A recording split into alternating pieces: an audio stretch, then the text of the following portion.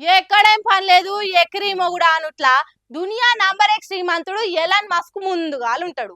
గిచ్చి ఖయ్యం పెట్టుకున్నట్లా అయిన తర్వాతనే ఎవ్వలైనా ఈవీఎం మిషన్లు ఉన్నాయి కదా అగో అవిటిని వాడుడే బంద్ చేయాలి. పేపర్ బ్యాలెట్లే బెస్ట్ అని బాంబు వెలిచిండు. మరి అట్లెందుకు అన్నాడు మస్క్ అన్న అంటే ఇప్పటికే మన దేశంలో ఈవీఎంల మీద అందరికి లేనిపోని డౌట్లున్నాయి.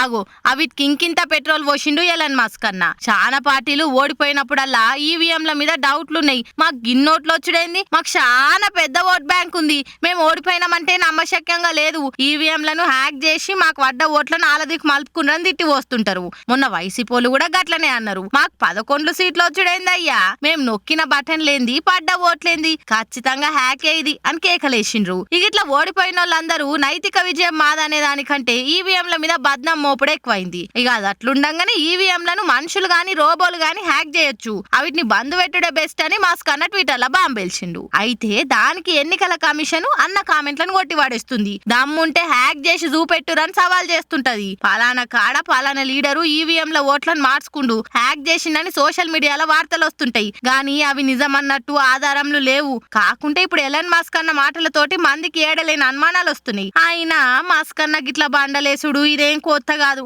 ఇది వరకు ఇసోంటి మస్తు సార్లు చేసిండు.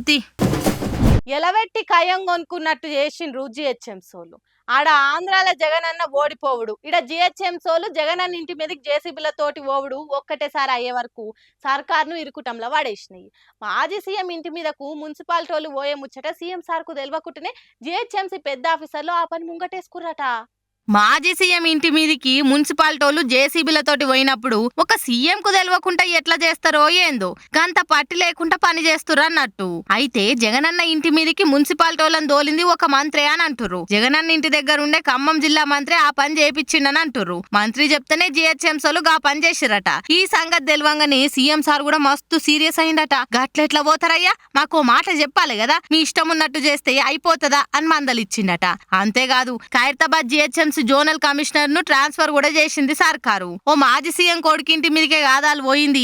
కాంగ్రెస్ పార్టీ మాజీ ముఖ్యమంత్రి వైఎస్ఆర్ అపురూపంగా కట్టుకుని ఇంటి మీదికి పోయిండ్రు. సైకిల్ పాటోలతోటి జబ్బ రాసుకొని తిరిగే ఆ ఖమ్మం జిల్లా మంత్రి పర్సనల్ గార్డు తీసుకునే తందుకే జగన్ ఇంటి మీదికి పోయినట్టు అయింది ముచ్చట.